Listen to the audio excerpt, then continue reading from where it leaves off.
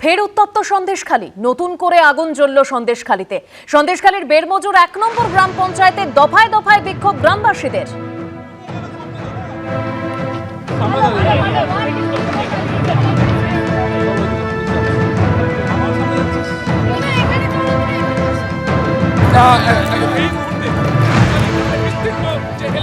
সেখানে কিন্তু ব্যাপক অশান্তি তৈরি হয়েছে এবং যারা গ্রামবাসী তারা কিন্তু কার্যত ক্ষোভে ফেটে পড়েছে।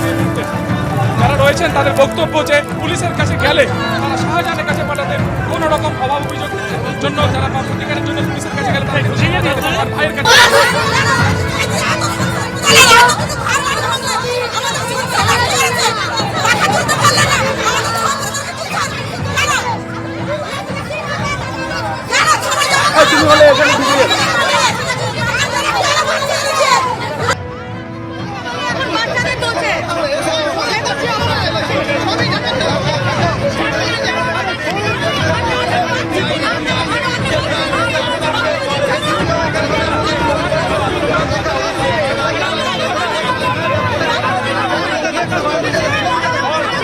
সামনে থেকে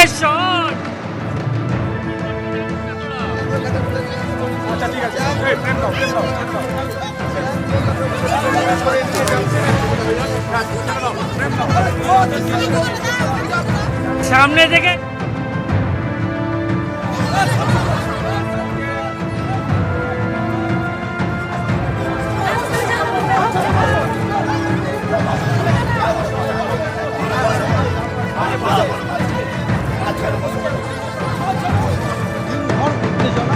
দফায় অগ্নিগর্ভ পরিস্থিতি তৈরি হয়েছিল সন্দেশখালীর বেরমজুর কাঠপোল এলাকায়। জায়গায় জায়গায় গ্রামবাসীরা কাঠের গুঁড়ি ফেলে পথ অবরোধ করেন, পুলিশকে ঘিরে বিক্ষোভ হয়, অগ্নিসংযোগের মতো ঘটনা ঘটে এবং পথ অবরোধ হয়। সেই ঘটনার রেশ সন্ধে পর্যন্ত চলেছিল। তারপর রাতে জায়গায় জায়গায় গ্রামের পথে পথে বিভিন্ন জায়গায় পুলিশ পিকেট বসানো হয়েছে, গ্রামের রাস্তায় রাস্তায় টহলদারি বাড়ানো হয়েছে, রাজ্য পুলিশের তরফে কমব্যাট ফোর্স র্যাফ মোতায়েন করা হয়েছে। মোটর সাইকেলে করে গ্রামের পথে পথে যারা পুলিশ কর্মীরা রয়েছেন তারা টহল দিচ্ছেন এবং তার বন্দোবস্ত করা হয়েছে। আমরা দেখতে পাচ্ছি বিশাল পুলিশ বাহিনী পার্শ্ববর্তী যতগুলি থানা এলাকা রয়েছে সেখানকার উচ্চপদস্থ পুলিশ কর্তাদের নেতৃত্বে নিয়ে আসা হয়েছে এবং সেই বাহিনী মোতায়েন করা হয়েছে গ্রামের পথে পথে। প্রত্যেকটি জায়গায় এরিয়া ডমিনেশনের কাজ চালাবে রাতভর পুলিশ প্রশাসন, সেরকমটাই কিন্তু সিদ্ধান্ত হয়েছে।